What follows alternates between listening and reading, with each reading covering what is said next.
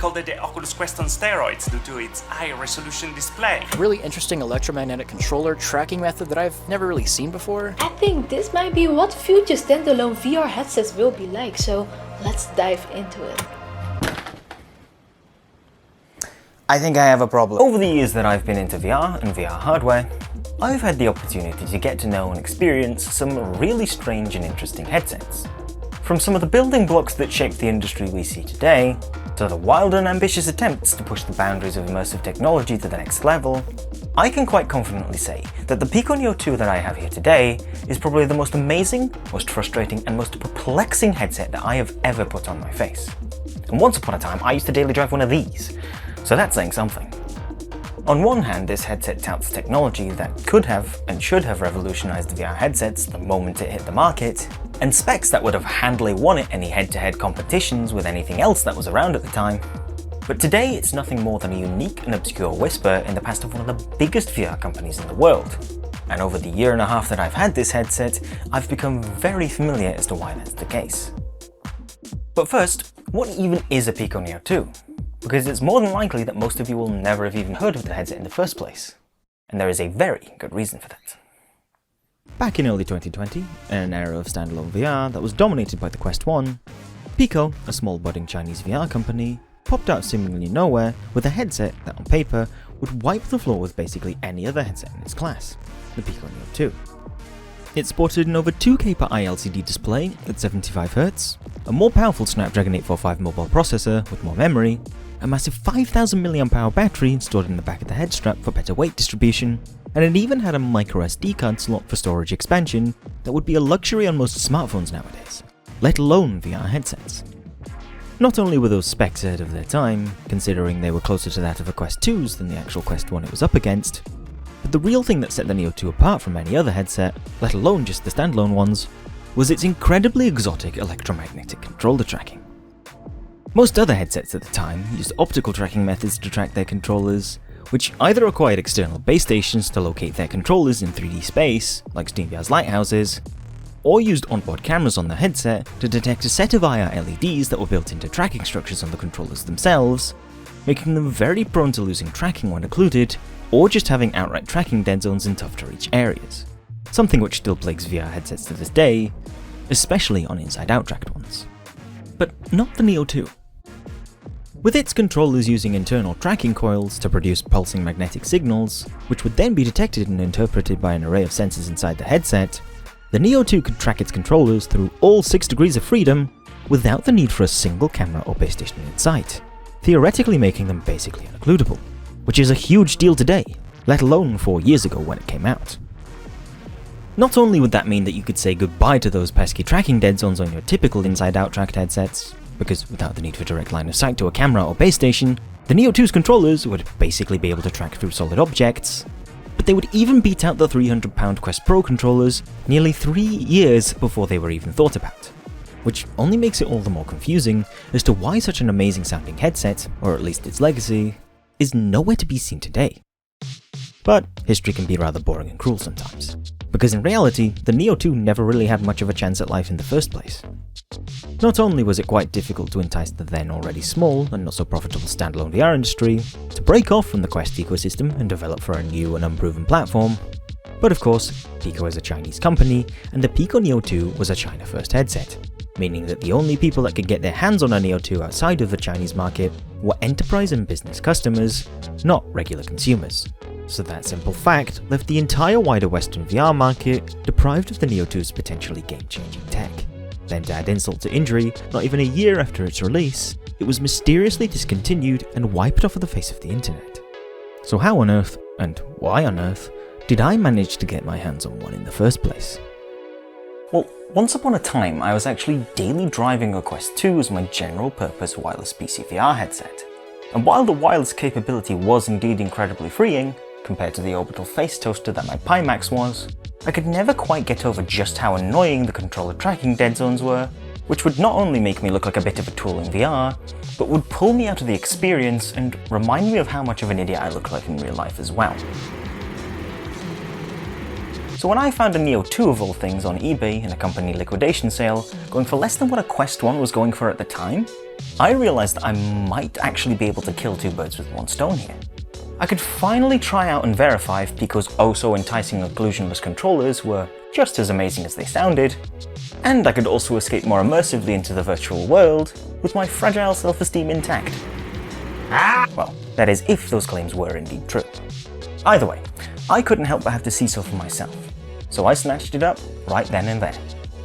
And boy am I glad I did. First off, the visuals of the Neo 2 were a very welcome surprise. Not only is the slight bump in resolution over the Quest 2 responsible for a massive reduction in its screen door effect, but the colours also seem to pop quite a bit more than the Quest 2, and the overall clarity and FOV of the lenses is noticeably higher as well, making for a much larger and sharper peripheral vision, which really helps with immersion. And that's just the beginning. The rear-mounted battery design of the headset really does wonders for the Neo 2's comfort as well, because it completely eliminates the typical front heaviness that the Quest headsets chronically suffer from, despite the Neo 2 overall weighing quite a bit more than them. While I may not be a fan of the non-removable, solid ratcheting head strap design necessitated by this layout, thankfully the Neo 2's specific implementation does seem to be one of the better ones, with the deep foam pleather face cushion helping to distribute the climbing pressure quite comfortably. But the one thing I did not expect to find on this headset though, mainly because nowhere is it mentioned outside of the manual you get inside the box, is this DC barrel jack on the back, supposedly for direct wall power. While that does sound quite awesome, and could be a nice alternative way to keep the headset alive while in use, keeping the USB-C connector free for other things, the funny thing is you don't actually get a power brick in the box to use with it, and nowhere is it mentioned what voltage or polarity the connector is supposed to be either. So basically what it actually is just a built-in game of charger Russian roulette, strapped directly to the back of your head. But along with the SD card reader, and all of the different function buttons on it that do various things depending on the application, there is no shortage of bonuses that come with this headset, which is hardly a bad thing. Especially considering that this was basically Pico's first major headset, ever. But that alone definitely wasn't enough to make me want to give up my Quest 2 for it. Oh no, we still haven't even got to the controllers yet. And all that I can say is that experiencing their electromagnetic tracking for the first time, well, it absolutely ruined me, in the best way possible. When you're using them, you can immediately tell that they aren't quite as snappy or as crisp as your regular optically tracked controllers, and they do have a slight bit of idle wobble when you're not moving them. But as soon as you realise their capabilities, and that Pico wasn't lying about their electromagnetic tracking at all, well, you immediately realise that these controllers are really something special. First off, they easily eliminate the above and behind controller tracking dead zones that I hated so much on the Quest 2, and the quality of the tracking remains consistent regardless of their distance or direction, so long as the controllers stay within arm's length, which, if you really think about it, is about all you need for VR controller tracking. Because of that, it not only elevates these standalone controllers to the level of immersion and functionality that you can only really get with either externally tracked controllers, or much more sophisticated self-tracked ones, meaning you don't have to worry about losing tracking to an over-the-shoulder weapon holster, or relaxing with your hands behind your head. They handle that amazingly. But because they don't rely on any optical tracking methods to achieve that, just like they promised, the Pico Neo 2's controllers will keep on tracking even if they're completely occluded, making you be able to put your hands almost anywhere, like in your pockets, or even under a blanket like Slime VR, and retain the exact same tracking quality as if they were right there in front of you, clear as day. And that blew me away on levels I never even considered before. Yes, it's a technical marvel for the controllers to be able to track like they do, but the one thing I didn't realize before using them is that now there is practically nothing in the way of these controllers from behaving and moving exactly like my real hands. It's kind of difficult to explain. Before, with your regular Quest controllers, you'd be subconsciously aware that your hands would start misbehaving if they went into the tracking dead zones, and you would naturally restrict yourself from doing so even if you didn't realize it. The same going for occluding index controllers and accidentally covering the cameras on Quest Pro ones. But with the Neo 2's electromagnetic controllers, stick your hands in your pockets, throw them around as much as you want, wherever you want. So long as your arms don't fall off, they will track perfectly fine. So when it comes down to it, with the Neo 2's control tracking, all of those subconscious barriers just melt away. And because of that, these controllers felt like they became a literal extension of my own body, reaching out into the virtual world for real. I know that sounds a bit dramatic, but this is the exact feeling I chase when it comes to VR. A seamless window into an entirely different world, to to experience it to its fullest without anything to take me out of it. And these odd little controllers, stuck with this old obscure headset, might just be the closest I've ever felt to it. And you know what? It feels amazing. But, of course, as with most things, the Neo 2's controllers aren't exactly perfect. To begin with, they get warm. And I mean warm. It seems that after a while of use, the controller's internal tracking coils build up quite a bit of heat that is very noticeable when you're holding them. It's not so much that I find it uncomfortable, even after longer player sessions, and the controller battery life doesn't suffer from it either, which is also totally fine at about 6 to 7 hours on their internal lipos, but it still is very much there, and only compounds if you rest them against an insulating surface. Though, I guess then, you do have the added benefit of being able to deploy them as emergency countermeasures in the event of a surprise heat-seeking missile attack. Only the finest of Chinese military technology. Another issue with the Neo 2's controllers is, despite having the general Oculus button layout, which actually is a very good thing, meaning that game compatibility won't be an issue, the one thing that they don't actually have is trigger-style grip inputs, leaving you with hand-cramping click buttons on the sides that feel like they were ripped straight off of the side of a Vive of wonderful things. Disgusting! While they do indeed work, and are slightly more ergonomic than those abominations, it still makes switching to toggle grip in most games an absolute necessity if you don't want to hold them down with the force of 1,000 femur breakers at all times. And that does take some getting used to. Let go! Another crucial thing that the Neo 2's controllers are missing is cap sense, which is basically the thing that makes most other VR controllers be able to detect which buttons you're resting your fingers on without necessarily having to press anything down. While in some games not having cap sense actually fixes some issues, like the dreaded Oculo fingies in BONEWORKS,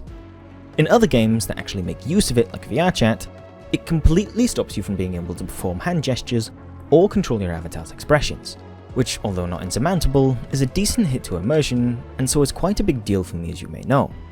But with that said, those are the only things stopping the Neo 2's controllers from literally being perfect for me. And despite those minor quirks, I would still probably pick them over pretty much anything else. Their electromagnetic tracking is just that good. But if that is indeed the case, then why on earth don't you just see everyone buying up used Neo 2s and then never looking back? Well, unfortunately, this is where things start to take a turn for the worse with the Neo 2, as there are quite a number of very good reasons for that. While the mic quality is pretty great, If you turn the volume down so it isn't constantly peaking, The inbuilt head strap audio is probably the single worst set of speakers that I have ever had the displeasure of listening to. Not only that, but the mic doesn't actually have any built-in noise cancellation on it either, so any of the horrendous noises that come out of these horrible speakers directly feeds back into the mic, making you sound like an angry 9-year-old throwing their Xbox Kinect into a blender, or your average open mic crossplay teammate that absolutely insists on having their TV at full volume. Oh shit. While a set of earbuds plugged into the onboard audio jack does indeed solve that issue, and works perfectly fine for the most part, if you got to use the built-in screen recording utility on the headset with them plugged in, like I did trying to capture some gameplay for this video, God forbid, the headset bugs out and maxes out the headset volume while simultaneously locking you out of the controls for it, blowing out your eardrums until you can get it under control in some other way, as some kind of cruel punishment for daring to use anything other than its stellar first-party solution. Though I do wish that all of the Neo 2's other issues were just as entertaining. You see, unlike pretty much any other headset I know of, other than the Rift S, the Neo 2's lenses are actually fixed in place and rely on the IPD adjustment to be done in software, so the headset can accommodate all kinds of different users. According to almost every single resource I could find about the Neo 2, it is indeed supposed to have just that, but no matter where I looked, in the display settings, the system settings, heck, even the developer settings for that matter, there was no IPD slider in sight. Whether that's because the kid that Pico got in on Work Experience Week just didn't get around to it in time for release, or they just steamrolled over it in an update meant for the Neo 3 before the Neo 2 was fully killed off, that is a huge issue with the Neo 2 that will never get fixed because the headset is years out of support, and it really kills the prospect of anybody being able to properly give it a new life if they just so happen to not be average IPD Andy like I am. And it doesn't stop there. Another thing about the Neo 2 is that as standard, it actually has a very aggressive power profile, which makes it get very hot and very loud under load. While that is basically a non-issue in my book on its own, the side effect of that is that the huge 5000 mAh battery that I was really looking forward to making use of gets completely eaten up in barely 2 hours of playtime, which is basically the same as both the Quest 1 and 2, despite their batteries being about 30% smaller. Now, I would completely understand if this is just because the Neo 2 is a higher performance enterprise headset, so of course it would have a higher power profile to achieve that, but if you switch the Neo 2 to a lower power profile in system settings in an effort to conserve battery life at the cost of some of the extra horsepower that the Neo 2 is supposed to have, it very noticeably reduces the performance and makes the headset lag, even in the main menu. And that can only mean one thing.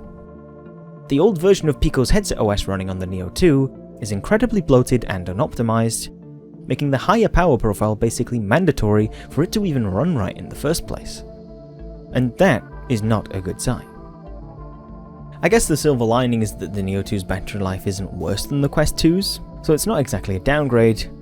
and despite its inefficiency, the Pico headset OS does actually have its perks, like just being able to slap any old Android APK onto the headset and run it, because it's a lot less restrictive than the Quest OS is. The fact that you still have to tether yourself to a wall outlet to sustain the headset for longer play sessions is incredibly disappointing. And even if you wanted to, you couldn't easily extend your time away from the wall with the charging strap like you can with the Quest 2, because remember, the Neo 2's main batteries are already in the back of the headset, making the head strap completely non-removable, so there's no easy way of adding extra battery life to the headset, outside of just sticking a battery bank in your pocket and running a wire across your body, which can get in the way and becomes yet another thing you have to worry about. Now, all of the things I've mentioned so far, I did expect to some degree, through a combination of some simple research about the Neo 2 before getting it, and some common sense expectation when buying a headset knowing full well that support for it was dropped quite a long time ago. While I did expect a couple of odd quirks here and there, with maybe a few symptoms of early adopter bugginess and the less developed VR technology of the time, what I've gone over so far is just the tip of the iceberg. And unfortunately, the consequences of the quiet and mysterious death of the Neo 2 turns out to run much deeper than I initially thought. Unlike the Neo 2's game-changing electromagnetic controller tracking, the camera-based headset tracking that anchors the entire system in 3D space is quite frankly the worst headset tracking I have ever experienced. To begin with, the camera layout on the headset itself, only being the two on the front facing directly forwards, makes it very prone to losing tracking when you're looking upwards because it can't see anything to the sides of the headset to be able to track off of. This makes doing something as simple as reaching for something on a shelf above you in VR a complete and utter gamble, and is why most other headsets, even the old Windows mixed reality ones, angle their cameras outwards so that they don't get completely lost if, God forbid, you have more neck mobility than a fucking farman. And even when the headset tracking isn't getting completely lost looking at your ceiling, it's really unstable and incredibly easy to upset. Not only is the positional consistency of the headset extremely poor, with the headset often drifting up to like half a foot from where it's supposed to be, simply depending on how you tilt your head, it also has a bad habit of randomly starting to track off of objects that it really shouldn't be, ranging from the blanket that you're adjusting while watching a movie with friends, or occasionally even just your arms when they're outstretched in front of you, which is a little bit ridiculous considering how common of an occurrence that is for literally any VR headset. But the main overall issue with the headset tracking isn't really any of these things at all. Sure, they've made some close quarters social interactions take some sudden awkward turns, and if you really push it, the tracking algorithm will just outright crash, sending you flying into the abyss on the headset level, but you should be able to tiptoe around those issues if you're careful enough. No, the real fatal issue with the Neo 2's headset tracking is that it's so bad that it can't even keep its own play space guardian in the same damn spot. And when I say that, I don't mean by like a centimeter or two. Anytime I had the Guardian on, it wouldn't be 15 minutes until one of its walls would migrate over an entire meter into the literal center of my playspace, and not only get in the way of my gameplay by constantly showing up in my face when I was nowhere near the edge, but it would also become completely useless, and I'd end up slamming my fist into my worktop because it would never stay where I drew it. Turning the Guardian off and just being careful does indeed fix this issue, because there's no longer a Guardian to get up all in your face in the first place, but that only masks a much deeper problem, and that's the fact that this awful headset level playspace drift basically kills any chance of being able to use the Neo 2 with 99% of full body tracking solutions. and that just so happens to be a little bit important to me, if you couldn't tell from literally all of my other videos. The TLDR of it is, to have full body tracking, your headset needs to be able to stay in sync with the play spaces of other tracking systems in SteamVR, so it can ensure your legs and arms all move around the same space like they should. As you may have been able to guess, relying on the play space sync of the Neo 2, which is more distractible than an unsupervised toddler near train tracks, isn't exactly the best of ideas if you don't want your crotch to make like the geese and migrate south for winter, so the only full body tracking method that I know of that won't immediately become useless in the face of the Neo 2's drifting is indeed SlimeVR, because it anchors itself to the position of the headset, so it's agnostic to whether the Neo 2 even knows what it's doing or not. While it is good there is at least one full body option that is able to put up with the Neo 2's absolutely horrendous play space sync, as someone who by their very nature likes to experiment with different VR tech, being stuck with SlimeVR is just way too limiting for me. And that's on top of the fact that I'm not actually a huge fan of SlimeVR for my personal use in the first place. But that'll be a can of worms I'll save for another video. While I did consider the possibility of using something like a Vive tracker to override the horrible headset tracking, so I'd at least still have the chance of using those sweet electromagnetic controllers, at the end of the day, having to go through all of the trouble of setting up base stations and then calibrating all of that together with all of the other trackers I already use, kinda defeats the purpose of the headset being wireless in the first place, and really isn't worth all of the hassle just to get the headset to behave normally in the first place. And that is just heartbreaking. But the real question is, how on earth could a headset like this, with such amazing controller tracking, and an evidently huge amount of effort put into its development, end up performing so awfully? You would think that if Pico were going to put the effort into actually implementing PlaySpace Guardian in the first place, that they would at the very least make sure the headset could keep the thing in the same damn spot. But absolutely zero of the few early reviews that came out about the Neo 2 around the time of its release ever mentioned any of these issues. And that could only really mean one thing. It wasn't always like this. As far as I can gather, this is how things went. For a brief while after it came out in 2020, the Neo 2 was Pico's main headset, and was praised by reviewers even when comparing it to the Quest 1. Controllers, headset tracking and all. But at the time, the standalone VR scene was on the precipice of being turned completely inside out by one single thing. The Snapdragon XR2. This exact chip is the one that later that same year made its debut at the heart of the infamous Quest 2, and had performance benefits so enormous over anything else used at the time, it practically upended the standalone VR market overnight. So Pico, the small company they were at the time, were left with one simple choice in the face of it all. Drop everything and focus on trying to catch the XR2 wave, using the limited resources they had to try and shit out a Quest 2 clone to stay competitive, or stick with what they had already and inevitably fade into obscurity as the industry moves on without them. Considering the Pico Neo 3 came out barely a year after the Neo 2 did, boasting borderline plagiaristic specs to the Quest 2, and most importantly, with the Neo 2's signature magnetic controllers distinctly missing, I think we all know which one they picked, and as sad as it is, it was probably the right choice. Because of that, the Neo 2 was eventually discontinued, and all hands focused on developing Pico's headset OS for the Neo 3 and its vastly different and much more powerful hardware. Which is completely reasonable, and to a degree is what Meta did with the Quest 2 as soon as it took over from the Quest 1. But the key difference there is that Meta had a team dedicated to ensuring that those updates would still play nice with the Quest 1 hardware, whereas Pico didn't. And with every update they pushed for the Neo 3, for a time, the Neo 2 would get those same exact updates, seemingly without a care if they even worked properly or not, leading to the slow erosion of the Neo 2's stability, until they finally decided they were done with it and fully ceased updates and support to it not long after, leaving it exactly where it is today, in its extremely ill-optimized, incredibly buggy, and borderline non-functional state. And nowhere is this more finely exhibited than in the fact that PCVR streaming with the Neo 2 is just plain broken.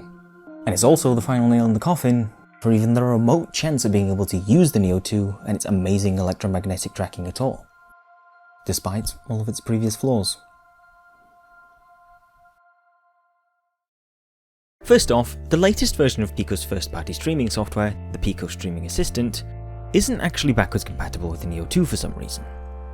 Any other third-party streaming options for it either don't work or are so bad that they're actually unusable, so to even be able to connect the headset to a PC in the first place, you're stuck using an old archived version of the software that was last updated probably the better part of 2 years ago. While surprisingly enough, the older version of the streaming assistant does still actually work somewhat and allows you to use the headset with SteamVR, it's clear that Pico's blasé approach to software support, and the years that this particular version has been without it, have taken quite the toll on its functionality in more ways than one. To begin with, in some games, despite looking completely normal in SteamVR, your in-game hands will just have huge offsets for some reason and make you feel like you're running around with a couple of garden trowels sticking out of your wrists. Well, thankfully that doesn't affect all experiences, and only a couple of games turn into DaVinci surgical robot simulators. Even if you could put up with the headset's other flaws, this completely eliminates the ability to even play some games, seemingly at random, which for literally any other headset would already be an immediate deal breaker, but the thing is, that is far from the worst that the old streaming assistant has to offer. Another thing wrong with the Neo 2 streaming assistant is that its age, and the point at which it was archived in Pico's development as a company, means that the software itself is stuck in an incredibly rudimentary state, and on top of that, has had all of its Neo 2 specific optimizations paved over, much like it was with the headset OS. What that means is that not only are the number of settings in the entire software quite lacking in the first place, but the few that control visual quality and are meant to be used to ensure the VR experience is running smoothly are not only completely rigid quality presets with no official way to tune more granular settings like bitrate or encoding quality, but are completely geared for the Neo 3 and its much more powerful hardware, which the Neo 2 and its already overburdened last generation processor are nowhere near qualified to handle. Not only does that make basically every single quality preset either look like deep-fried cataracts, or run like a freshly EMP'd pacemaker, but even when diving into the driver folders of the streaming assistant and manually tweaking the encoding settings in obscure INI files, which does help it along, don't get me wrong, those settings are still too limited, and even with all of the optimizations I tried to make, the intensity of the VR feed is still too much for the Neo 2, and the best result you get with it still runs like crap on most hardware, and has visual compression artifacts everywhere that you just can't escape from. And that makes it worse than Gen 1 Airlink with the Quest 1, let alone anything more fancy like Virtual Desktop or Steam Link. Though a little bit of jank like that hasn't stopped me before. I've put up with the Pimax's wonky lenses for its unparalleled FOV, and like I just said, I've also used Gen 1 Airlink with the Quest 1 before to be able to free myself from the limits of a display cable. While they did suck and were a pain to deal with at times, I still managed to power through and use them, because in one way or another, the other benefits they had made it all worth it in the end. But the actual real deal breaker out of all of the things that are wrong with the Neo 2 and the old streaming assistant that we're stuck with, that far surpasses anything I've mentioned so far, is the fact that somehow, VR chat in particular, the one game that I play the most and basically got the Neo 2 for in the first place, makes the display feed coming from the PC become prone to completely shitting itself and becoming indefinitely corrupted, making the game completely unplayable with no other way to fix it than completely restarting SteamVR, and consequently, every other program associated with it. Not only does that make you have to reboot the game entirely and painstakingly recalibrate your full body just so you can continue your session, but most of the time, once you've gone through all of that trouble, it just happens again a mere 15 minutes later, which is incredibly infuriating and isn't exactly complimentary to the social VR experience, I will say. Granted, it is possible to prolong the time before corruption by steering away from more performance-heavy lobbies, but that only imposes even more unnecessary restrictions on your VR experience and doesn't even solve the problem in the first place, netting you at most an hour and a half of gameplay before the void comes to claim your eyes anyways. Because of that, no matter what you do, you will always get randomly ejected from any fun conversations and interactions you're in the middle of having. And by the time you get back online and all set up again, everything that was going on will have inevitably moved on without you. Sure, the Neo 2's completely occlusion-less controllers are indeed still amazing, but every time I used the headset to try and hang out in VR chat, I always felt a sense of distance and isolation from everything going on around me, because I was always just anticipating the next time the visuals would get corrupted, knowing I'd just have to leave and go off and fix it again, and again, and again, and again. and unfortunately, as good as they are, the Neo 2's occlusion-less electromagnetic controllers just aren't quite enough to make up for that. Now, you would assume that an external streaming application shouldn't be affected by the specific game being played through it, considering you would think it's just a layer on top of everything, encoding and transmitting whatever pixels come through SteamVR regardless. But the reason why this happens is because the streaming assistant, like many other PCVR streaming applications, actually relies on a built-in SteamVR utility to encode and transmit the VR display feed for it. And while this may have worked absolutely fine all those years ago, when this old version of the streaming assistant was actually current, the streaming assistant's reliance on SteamVR to do its job means that all of the changes and updates made to SteamVR since then, that the streaming assistant never got adapted to because it stopped receiving support, ended up slowly evolving into the crippling bugs and stability issues we see today, leaving the only way to use the Neo 2 for PCVR at all in this old, unloved, and completely unusable state. And that is just it. Basically all of the Neo 2's issues can be boiled down to just that. A simple lack of software support.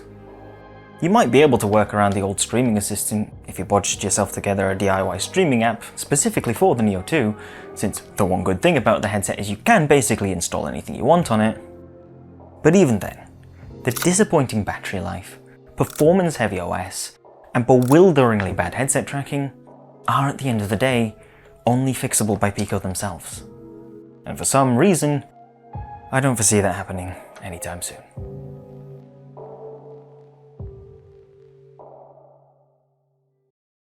The Pico Neo 2 had the makings of an incredible VR headset, but now it only serves as a tragic reminder of what could have been. Despite packing potentially game-changing technology, especially for when it came out, it was still cast to the sands of time and almost completely buried. And whether it was due to lack of foresight, bad timing, or just unlucky trends, all that's left of its legacy is a broken and unusable headset buried underneath a mountain of bugs and instability. I did go into this expecting there to be quite a few quirks considering the fact that Neo 2 was shelved long before I even thought about getting one, but it's painfully obvious to me now that we've been absolutely spoiled by the fantastic end-of-life support that the Quest 1 got,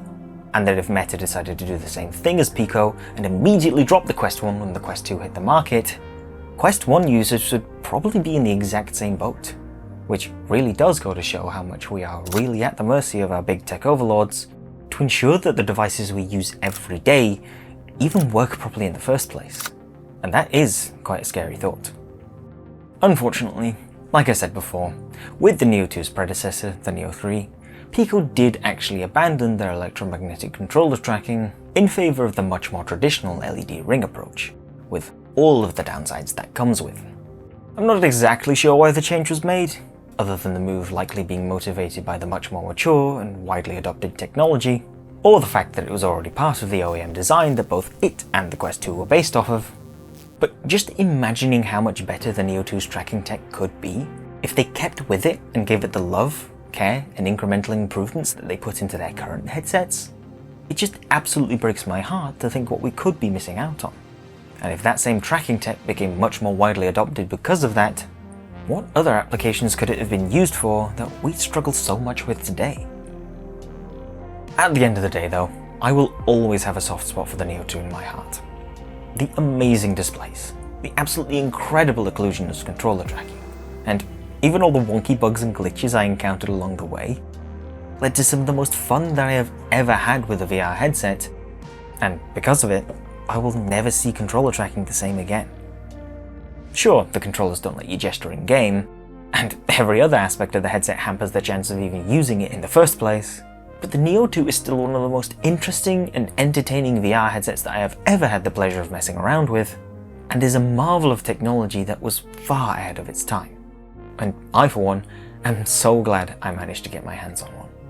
It's just incredibly sad to know that the Neo 2 could have had it all, but the only thing missing were the software updates to keep it going. And because of that, we probably won't see another headset quite like it. Well, at least anytime soon. Safe to say I will never be using the Neo 2 for regular VR, unless Pico decides to drop a surprise update for it that turns this thing into the next best thing to grace mankind, since Zuckerberg's thinly veiled amputee fetish getting reality checked out of existence. But if you've got any ideas for future videos, leave them down in the comments below. Believe it or not, I've been chipping away at this video for about a year and a half now, and there were so many other weird little things about the Neo 2 that I would have otherwise loved to include in this video. If I didn't cut at least some of it to make the video even this short, it would probably be twice as long and have taken God knows how much longer to finish, you know, in true Kai VR style. But with all of your amazing support, even after all of this time, I was finally able to get it done, and believe you me, there is plenty more to come. So, if you like this video, please leave a like, and if you want to see more content like it, get subscribed, and maybe even consider supporting the channel with a channel membership, or a super thanks down in the comments below. Thank you so much for watching and making this possible. My name's Kai, and I'll see you soon. Bye bye. Jesus fucking... I really need to stop doing that.